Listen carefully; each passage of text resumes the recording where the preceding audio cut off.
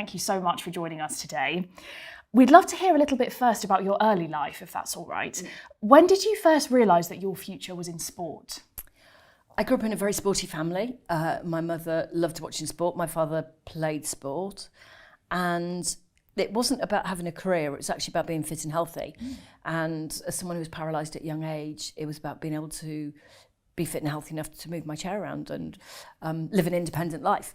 But I think I was 12 when I started doing wheelchair racing and loved it. Wasn't terribly good at it in my first few years that I competed, but I just loved it and joined a club, found training partners, and then every year kind of made steps and jumps, and I made a big jump at 16 and then at 19, and by then I was on the British team. Oh, fantastic. Thank you. So linked to that, we have a fantastic question from Glebe School. So thank you so much for submitting this one. And they said that we think you're very inspiring and they would like to know if you find it hard to talk about your disability. And also, if you don't find it hard now, was it something you used to find difficult when you were younger?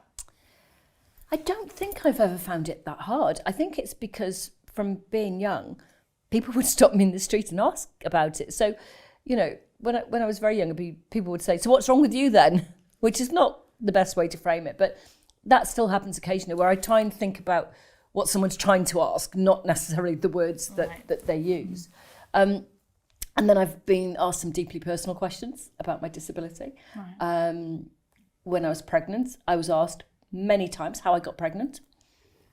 Right. And that's quite a hard one to answer because when you go, but no, I don't mind talking about it because I think part of my job, either as an athlete or here, is to educate people. I think quite often the view is that being disabled is inherently negative, and there are challenges with access and attitudes, but also there are things that are okay. And you know, some of the challenges I faced are no different from someone who's non-disabled, and some of them are different. So for me, I probably, if a child asks me, "So what's wrong with you?" I'd answer.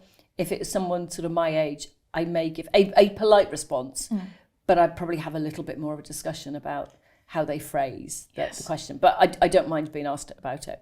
Okay, thank you. Thank you, Glebe School, for that question. I hope that's answered that for you. So obviously we're all here today to mark Women's History Month. And when talking about women's rights and any form of discrimination, it's obviously important to consider intersectionality. Could you tell us a bit about your experiences as a female Paralympic athlete? So it's quite interesting in that probably female Paralympians have more media coverage than the men. I mean, I think that's just because over the years, British women have been very successful. I mean, there have been successful men, but I think some of the biggest medal winners at Games have been women. So that's helped. So it's sometimes quite hard when you talk about the intersectionality to know whether people treat me differently because I'm a woman or because I'm disabled or because of both. But I was lucky. I grew up in Cardiff, South Wales. My big improvement in my career happened at a time when Welsh rugby wasn't doing very well, which meant I got more media coverage. So I think there's probably been more benefits to me. And I think I've been incredibly lucky through my career that I've just had lots of people who've helped and supported me.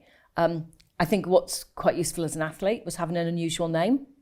Okay. So people would remember you're the one with the odd name. They might not remember my name, but they remember I have an odd name. Helpful, yeah. So I think there's a few things like that have been sort of very helpful to me in my career. Okay, thank you very much. So as well as Women's History Month being in March, it's also International Women's Day. And the theme for that this year is Embrace Equity. So you've been involved in so many different organisations to champion equity, such as the National Disability Council and the Women's Sport and Fitness Foundation Commission. Why do you think it's so important for society to embrace equity? Because women are 50% of the population. My grandmother, so my mum was a bit of a late baby. So my grandmother was in her late 40s when she had my mum. And my grandmother was born in 1900, so she grew up without the right to vote. So unlike a lot of young people when I was at school, you know, whose grandmothers were a lot younger, my grandmother used to talk quite often about how important it was to vote and be engaged, because she'd had years and years where, you know, I think she had to quit work when she got engaged. It wasn't even when she got married, you know, because, you know, she obviously had to have a man to look after her. So she was quite a strong feminist, and that kind of got instilled in my mum and then me and then hopefully my daughter. So I think there's some just really interesting things around it. For me, it's about giving people opportunity. And I think that's the interesting bit when we talk about equality and equity. And that's where there's been an evolution of it. It's about looking at everybody and seeing what we can put around them to help them be the best they can. That happens in sport, because if someone's got talent, that is something that's important, is supporting them to bring that talent out. And I think we need to do more of